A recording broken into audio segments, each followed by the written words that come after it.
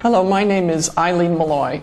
I'm the chargé of the U.S. Embassy here in Turkmenistan, and as head of the American Embassy, I have the honor of representing the people and the government of the United States in Turkmenistan. And on their behalf, I would like to offer our warmest wishes to the women of Turkmenistan as we all celebrate the centenary of International Women's Day. The United States, in addition to celebrating International Women's Day on March 8, throughout the month of March, we honor the contributions of women in something we call Women's History Month. Every March, Americans take the time to recognize the contributions that women have made to our nation and to the world. It's also a time to learn about the often difficult struggle that has brought women to full legal equality.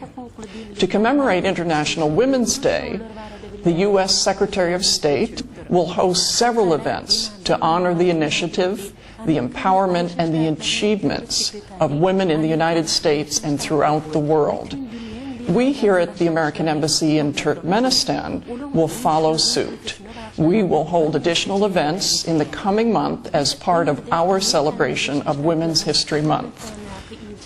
As leaders in both of our countries know, a nation's progress and potential can only be fully realized when all of its citizens have unlimited opportunities to thrive.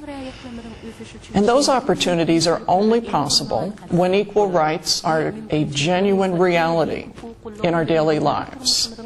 I'm happy to be here in Turkmenistan and to celebrate this holiday together with the people of Turkmenistan. And as the mother of two girls, as the grandmother of two granddaughters, I want to join with all of the mothers and all the women teachers and physicians and scientists and educators and celebrate this wonderful holiday. And thank you for giving me the chance to speak with you today.